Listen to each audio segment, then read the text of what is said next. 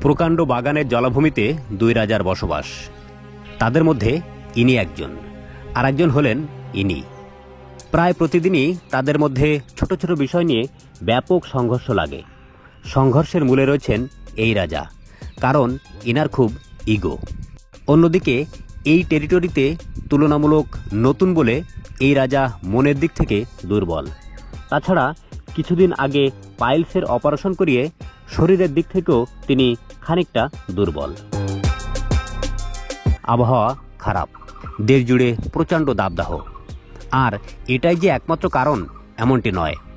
এই দুই রাজার সাম্রাজ্যে আবহাওয়া সব দিনই খারাপ।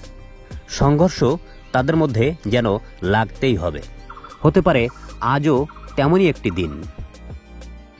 চলতে শুরু করলেন দাম্ভিক রাজা। এদিকে খানিকটা অসহায় দৃষ্টিতে চেয়ে রইলেন ইনি।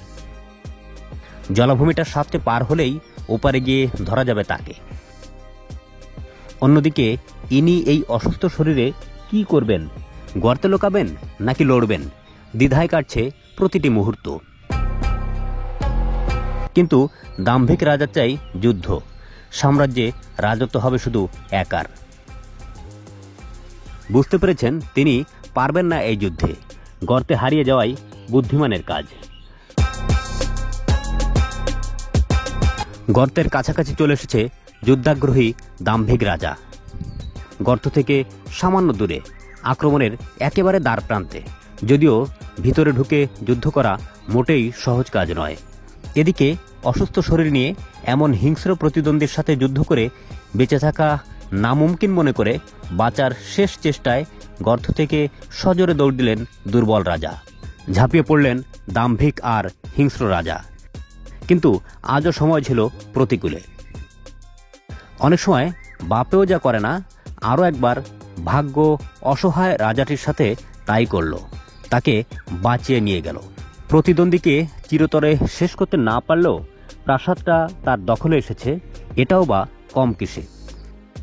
নির্ভয়ে যুদ্ধজয়ী রাজা ঢুকতে শুরু করলেন প্রাসাদে। ঢুকতে ঢুকতেই সিদ্ধান্ত নিয়েছেন এই প্রাসাদে তিনি রাখবেন তার 14তম বিবিকে, যার সাথে বিবাহের প্রায় সকল প্রস্তুতি সম্পন্ন। তিনি পরাজিত। খুঁজতে হবে নতুন কোনো ঠিকানা। সাম্রাজ্য খুইয়ে মাথা নুয়ে পরাজিত রাজা হেঁটে চলল নতুন কোনো টেরিটরির আশায়। আমাদের ক্যামেরা লেগে থাকবে তার সাথে আঠার মতো। জানতে পারবেন সকল আপডেট। ততদিনে সুরক্ষিত থাকুন নিজ গৃহে। ধন্যবাদ সবাইকে।